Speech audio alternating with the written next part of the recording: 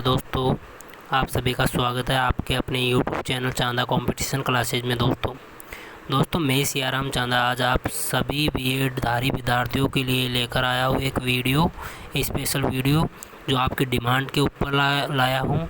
दोस्तों अभी बीएड करने वाले विद्यार्थियों को ये प्रॉब्लम आ रही है कि सर क्रिटिज्म लेसन की डायरिया कैसे बनाएं। तो मैं आपको सबसे पहले बता देता हूँ कि क्रिटिज्म लेसन की जो डायरिया है ना, आपको इसके अंदर कुछ नहीं करना है। सिर्फ ये डायरिया आपने जो दैनिक पाठ योजना की जो डायरिया बनाई थी इस इंटर्नशिप के दौरान, सेम टू सेम उसी प्रकार बनेगी। आपको कुछ नहीं करना है, एक लेसन प्लान उतारना है। जिस प्रकरण को आप पढ़ा रहे हो उससे संबंधित वो लेसन प्लान होना चाहिए। जैसा कि मैं आपको आज एग्जाम्पल के तौर पर मैथ विषय का जो प्रकरण ले रहा हूँ, छिन्नक कक्षा 7 का जो ये प्रकरण है वो ले रहा हूँ, उससे संबंधित वीडियो बना रहा हूँ। घबराने की बात नहीं है, क्योंकि आपको सिर्फ फॉर्मेट देखना है, चाहे वीडियो चाहे टॉपिक आपका कोई सा भी हो, फॉर्मेट यही रहेगा। विषय कोई सा भी हो, फॉर्मेट यही रहेगा। इस फॉर्मेट को ध्यान से देख लीजिएगा, क्योंकि इसी फॉर्मेट के आधार पर आपको प्रत्येक लेसन प्लान बनाने हैं। अगर किसी ने लेसन प्लान की डायरिया नहीं बनाई है वो भी इस वीडियो को देख सकते हैं, क्योंकि लेसन प्लान की डायरिया भी सेम टू सेम ऐसे ही बनाई जाती है। ये दैनिक पाठ योजना का एक लेसन ही है, एक तरीके का, जो विद्यालय में कॉलेज द्वारा आपको रिप्रेजेंट करवाया जाता है। एग्जामिनर आता है, उसके सामने आपको ये बताना पड़ता है कि हमने विद्यालय के अंदर क्या पढ़ा है इंटर्नशिप के दौरान, उसको रिप्रेजेंट करना पड़ता है एग्जामिनर के सामने। क्रिटिज्म लेसन में यही होता है। तो दोस्तों आइए वीडियो में आगे बढ़ते हैं। जैसा कि मैंने ले रखा है, प्रकरण का नाम है छिन्नक प्रकरण ले रखा है। तो इसके अंदर छिन्नक से संबंधित जो वीडियो बना रहा हूँ मैं, इसके अंदर आपको जो इसके अंदर क्रिटिज्म लेसन की जो डायरी बनेगी उसके अंदर फॉर्मेट सेम टू सेम ऐसा ही रहेगा, चाहे विषय कैसा भी हो। तो आपको क्या करना है देख लीजिए वीडियो के अंदर। ऊपर आपको विद्यालय का नाम लिखना है और उसके नीचे लिखना है दिनांक चाहे कोई सी भी हो। आज 14 तारीख है तो 14 तारीख लिख सकते हैं, 14/9/2022। अगर आज आपका लेसन दे रहे हो, आप क्रिटिज्म लेसन आज दे रहे हो तो आज की डेट लिख सकते हो, या बाद में दे रहे हो तो बाद की डेट लिख सकते हो। फिर आएगा विषय का नाम, जो भी आपका विषय है वो डाल दीजिएगा। फिर कालांश जो कोई सा भी कालांश इसके अंदर डाल सकते हो आप। फिर आएगी कक्षा का नाम, फिर वर्ग, फिर प्रकरण। जैसा कि मैंने छिन्नक ले रखा है, कौन सा प्रकरण ले रखा है, छिन्नक ले रखा है। तो आप भी जो प्रकरण लेते हो उस प्रकरण को डाल सकते हो। फिर आएगी समयावधि कितनी ले रखे हो आपने। फिर शिक्षण बिंदु, ये शिक्षण बिंदु आपको हर विषय के अंदर कम से कम 3 शिक्षण बिंदु लेने हैं। कितने हैं? कम से कम 3 शिक्षण बिंदु तो लेने हैं, जैसा कि मैंने ले रखा है। आपको भी ऐसे कैसे कम से कम 3 मैंने छिन्नक से संबंधित 3 जो ले रखे हैं शिक्षण बिंदु, वैसे ही आपको भी चाहे विषय कोई सा भी हो 3 छिन्नक वो तो लेना ही है, शिक्षण बिंदु लेने ही है, ताकि आपकी डायरी अच्छी लगे और अच्छी बने। मैंने ले रखे हैं, जैसा कि आपको दिखाई दे रहा है, मैंने ले रखा है छिन्नक का परिचय। दूसरा है छिन्नक का वक्र पृष्ठीय क्षेत्रफल और संपूर्ण पृष्ठीय क्षेत्रफल। तीसरा है छिन्नक का आयतन। अब शिक्षण बिंदुओं की बात हो चुकी है, अब आगे बढ़ते हैं हम शिक्षण उद्देश्य की तरफ। क्या शिक्षण उद्देश्य? अब शिक्षण उद्देश्य के अंदर चाहे आपके सब्जेक्ट कोई सा भी हो, शिक्षण उद्देश्य सभी में सेम रहते हैं। ज्ञान होता है, अवबोध होता है, ज्ञानोपयोग होता है। इसके अंदर आपको करना कुछ नहीं होता, केवल जहाँ पर मैंने ये छिन्नक दिखाई दे रहा आपको, जैसे कि विद्यार्थी छिन्नक प्रकरण के अंतर्गत उपयुक्त शिक्षण बिंदुओं का प्रत्याशमान कर सकेंगे। यहाँ पर आपको जो भी आप प्रकरण लेते हो वो छिन्नक की जगह पर लिख देना है और कुछ नहीं करना है। तो दोस्तों यहाँ तक की उम्मीद है कि आपको समझ में आ गया है। तो आगे बढ़ते हैं हम वीडियो के अंदर। आप अगर डायरी बना रहे हो तो इसके अंदर इसको वीडियो को पॉज कर लीजिएगा और बना लीजिएगा। अब वहाँ पर अपने 3 शिक्षण उद्देश्य की बात कर ली है। टोटल 6 शिक्षण उद्देश्य होते हैं। अब अगला शिक्षण उद्देश्य कौशल। अभिरुचि, अभिवर्ती, ये आपको लिख लेना है इसके अंदर से वीडियो पॉज करके। अब आती है बात आगे शिक्षण विधि व प्रविधि की बात आती है। देखो शिक्षण विधि व प्रविधि अपन 3 विधियों का प्रयोग करते हैं, व्याख्यान विधि, प्रदर्शन विधि और प्रश्नोत्तर प्रविधि। याद रखेगा क्योंकि बहुत से बच्चे इसके अंदर प्रश्नोत्तर प्रविधि की जगह पर प्रश्नोत्तर विधि लगा देते हैं, तो आप ऐसी गलती नहीं कीजिएगा क्योंकि यहाँ पर प्रश्नोत्तर प्रविधि ही आती है।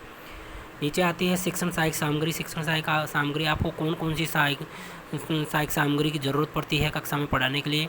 तो कक्षा उपयोगी सामग्री आपको पता है, चौक है, डस्टर है, लपेट फलक है, संकेतिका है आदि सहायक सामग्रियों का प्रयोग आपको करना पड़ेगा। फिर ये लिखना है विशिष्ट शिक्षण सहायक सामग्री। विशिष्ट शिक्षण सहायक सामग्री के अंदर आपको कुछ नहीं करना है, जितने भी आपने जो शिक्षण उद्देश्य लिए थे उनका नाम लिख लेना है। चिन्ह को प्रदर्शित करने वाला चार्ट, पहला तीन चार्ट लेना है आपको, शिक्षण को प्रदर्शित करने वाले चार्ट, चिन्ह को प्रदर्शित करने वाले चार्ट, और चिन्ह के क्षेत्रफल को प्रदर्शित करने वाला चार्ट, चिन्ह के आयतन को प्रदर्शित करने वाला चार्ट। बस यहाँ तक की बात हो चुकी है। तो अब आगे चलते हैं हम। तो उम्मीद है दोस्तों आपको वहाँ तक की बात समझ में आ गई होगी। अब आगे चलते हैं पूर्व ज्ञान की। बच्चों को इस प्रकरण से संबंधित पूर्व ज्ञान की क्या जानकारी है ये लिखना है आप उनको। तो आपको कुछ नहीं करना है, प्रकरण कोई सा भी हो उसके अंदर चिन्ह की जगह प्रकरण का नाम चेंज करना है और लिख देना है कि विद्यार्थी चिन्ह के बारे में सामान्य जानकारी रखते हैं। तो यहाँ पर मैंने चिन्ह प्रकरण लिया तो ये लिख दिया कि विद्यार्थी चिन्ह के बारे में सामान्य जानकारी रखते हैं। अब आपको प्रस्तावना प्रश्न करना है, बच्चों से प्रस्तावना प्रश्न करना है कि जो मैंने चिन्ह लिया तो उससे रिलेटेड होना चाहिए। आपको कम से कम 5 क्वेश्चन बच्चों को सामने पुटअप करने होते हैं। तो मैं सबसे पहले बच्चे के सामने क्वेश्चन पुटअप करूँगा कि हम सजीव है या निर्जीव है, तो बच्चा बताएगा कि सजीव। याद रखिएगा दोस्तों इसके अंदर तारतम्यता होनी चाहिए, क्योंकि तारतम्यता का मतलब ये होता है कि जो पहला क्वेश्चन का आंसर आ रहा है उसी आंसर से संबंधित अगला क्वेश्चन होना चाहिए, और जो अगला क्वेश्चन का आंसर आ रहा है उससे संबंधित अगला क्वेश्चन होना चाहिए। ऐसा क्रम इसके अंदर होना चाहिए। जैसे इसके अंदर है कि हम सजीव है निर्जीव है, तो बच्चा आंसर देगा कि सजीव है। फिर आएगा कि सजीवों को जीवित रहने के लिए किस किस की आवश्यकता होती है, तो बच्चों का आंसर होगा कि जल, भोजन, वायु आदि की आवश्यकता होती है। फिर अगला क्वेश्चन हो जाएगा कि जल पीने के लिए कौन कौन से बर्तनों का उपयोग करते हैं, तो इसका आंसर हो जाएगा गिलास, जग, लोटा आदि। फिर आ जाएगा कि गिलास किस आकृति का होता है, तो चिन्हकाकार आकृति का होता है। अब अगला क्वेश्चन हो जाएगा चिन्ह से आप क्या समझते हो, तो समस्यात्मक प्रश्न हो जाएगा। इस प्रकार आपको भी तारतम्यता का ध्यान रखना है, तारतम्यता का ध्यान रखना है। फिर उद्देश्य कथन आ जाएगा। उद्देश्य कथन में हम बच्चों को कहेंगे कि समस्यात्मक क्वेश्चन के बाद में उद्देश्य कथन आएगा। उद्देश्य कथन में बच्चे को कहेंगे हम कि आज हम चिन्हक प्रकरण के संबंध में विस्तारपूर्वक अध्ययन करेंगे। ऐसा का ऐसा आपको डायरी में भी बनाना है, और मैं आपको बोल के इसलिए बता रहा हूँ कि आप जब क्लास में जाओगे तो आपको ऐसे के ऐसे जैसे मैं बोल रहा हूँ ना वैसे समझाना है। अब आगे बात करते हैं हम पाठ का प्रस्तुतिकरण की। किसकी बात करते हैं? पाठ के प्रस्तुतिकरण की बात करते हैं। पाठ के प्रस्तुतिकरण में आपको ध्यान रखना चाहिए कि जो हम पाठ का प्रस्तुतिकरण करेंगे तो 2 पेज को आमने सामने के दोनों पेज काम में लेंगे। तो देखो इसके अंदर हम ले रहे हैं शिक्षण बिंदु, चिन्ह का परिचय ले रहे हैं। सबसे पहले क्या ले रहे हैं? चिन्ह का परिचय। और आगे एक कॉलम तो बना लेंगे शिक्षण बिंदु का, एक बनाएंगे अध्ययन, अध्यापन, संस्तुतियाँ और छात्राध्यापक क्रिया। दूसरा है संस्तुतियाँ, विद्यार्थी, क्रियाएँ। तीसरा है कॉलम है शिक्षण सहायक सामग्री। चौथा कॉलम है श्यामपंट सारांश। अब इसके अंदर विकासात्मक प्रश्न पूछेंगे। विकासात्मक क्वेश्चनों में भी अगर आपसे हो सके तो इसके अंदर तारतम्यता डाल दीजिएगा, अन्यथा इसकी कोई ज़रूरी नहीं होती कि आप तारतम्यता डालो इसके अंदर। तो पहला क्वेश्चन विकासात्मक क्वेश्चन आपको ध्यान रखना चाहिए कि कम से कम 3 क्वेश्चन विकासात्मक क्वेश्चन आप बच्चे से पूछिएगा, और फिर आप छात्राध्यापक कथन के ऊपर जाइएगा। पहला क्वेश्चन मैं इसके अंदर चिन्ह टॉपिक से संबंधित ले आया हूँ कि जोकर की टोपी कैसी होती है। तो आप सभी जानते हो कि जोकर की टोपी शंकुनुमा होती है। अब हम कह सकते हैं कि अगला क्वेश्चन ले रहा हूँ मैं, शंकु को बीच में से काटने पर कैसी आकृति बनती है? तो चिन्हकाकार आकृति बनती है। चिन्ह से आप क्या समझते हैं? तो अस्पष्ट उत्तर हो जाएगा। क्या हो जाएगा? अस्पष्ट उत्तर हो जाएगा। अगला क्वेश्चन है कि अगला अगर बच्चा अस्पष्ट उत्तर हो गया, चाहे बच्चा इसको बता भी दे, तो आपको छात्राध्यापक कथन बोलना है। छात्राध्यापक कथन में मैंने बोला है कि चिन्ह एक ऐसी आकृति है जो शंकु के कुछ ऊपरी अंश को आधार पर बने वर्त के समानांतर समतल द्वारा काटे जाने पर प्राप्त किया जा सकता है। इसमें दो वर्त की आकृतियाँ बनती है, जिसमें एक बड़ा वर्त एक छोटा वर्त होता है। इनके सिरों को दो रेखाओं से जोड़ा जाता है। इसकी तिरछी ऊंचाई को तिर्यक ऊंचाई कहते हैं। इसे एल से प्रदर्शित करते हैं। तिर्यक ऊंचाई को किससे? एल से प्रदर्शित करते हैं। और इसका फॉर्मूला है एल बराबर H square plus R minus R का capital R minus small R का होल स्क्वायर, जो अंडरूट के अंदर है। अब इसके अंदर आ जाएगी कि विद्यार्थी क्रिया क्या है। अगर आप छात्राध्यापक कथन बोलोगे तो विद्यार्थी क्या करता रहेगा उस टाइम पर जो आएगा इसके अंदर। सभी विद्यार्थी ध्यानपूर्वक सुनेंगे, महत्वपूर्ण बिंदुओं को अपने अभ्यास पुस्तिका में अंकित करेंगे। अब बात आती है शिक्षण सहायक सामग्री में हम क्या करेंगे। शिक्षण सहायक सामग्री में पहले भी मैंने बताया कि शिक्षण सहायक सामग्री में चार्ट का प्रयोग करेंगे। क्या करेंगे? चार्ट का प्रयोग करेंगे। चिन्ह को प्रदर्शित करने वाला एक चार्ट बनाएंगे, जैसा कि मैंने बना रखा है, आप देख लीजिएगा। और श्यामपट्ट सारांश में क्या लिखना है? श्यामपट्ट सारांश में कुछ नहीं लिखना है। जो आप छात्राध्यापक कथन लिखे हो उससे संबंधित कुछ 2-3 लाइनें लिख दीजिएगा इसके अंदर। जैसे अगर सूत्र है तो सूत्र लिख दीजिएगा, कोई और कुछ नहीं लिखने होगा। फिर बच्चों को छात्राध्यापक कथन होने के बाद में आप बोध प्रश्न पूछेंगे। बोध प्रश्न कम से कम 2 बोध प्रश्न होने चाहिए, और वो दोनों बोध प्रश्न आपने जो छात्राध्यापक कथन पूछा था ना, उससे संबंधित होना चाहिए, उसी में से होने चाहिए। जैसा कि मैंने पूछ रखा है कि चिन्हक में कुल कितने वर्त होते हैं, बच्चे का आंसर होगा कि 2। तिर्यक ऊंचाई को किससे व्यक्त करते हैं? तो एल से व्यक्त करते हैं। ये हो गया। अब अगला क्वेश्चन, अगला 3 बिंदु होगा। अगला शिक्षण बिंदु हो जाएगा चिन्हक का वक्र पृष्ठीय क्षेत्रफल व संपूर्ण पृष्ठीय क्षेत्रफल। तो आप इसके अंदर से वीडियो बड़ा हो जाएगा, आप इसके अंदर से क्वेश्चन आपको साफ साफ दिख रहे हैं। क्वेश्चनों को आप देख लीजिएगा। विकासात्मक क्वेश्चन वही उसी प्रकरण की संबंधित उसके जो अपने पहले शिक्षण बिंदु था चिन्हक का परिचय, उसी की तरह 3 शिक्षण विकासात्मक प्रश्न लिए हैं, उसका विद्यार्थी आंसर देगा। फिर इसके अंदर छात्राध्यापक कथन हो जाएगा कि इसका चिन्ह का वक्र पृष्ठीय क्षेत्रफल तो pi R plus small R L होता है।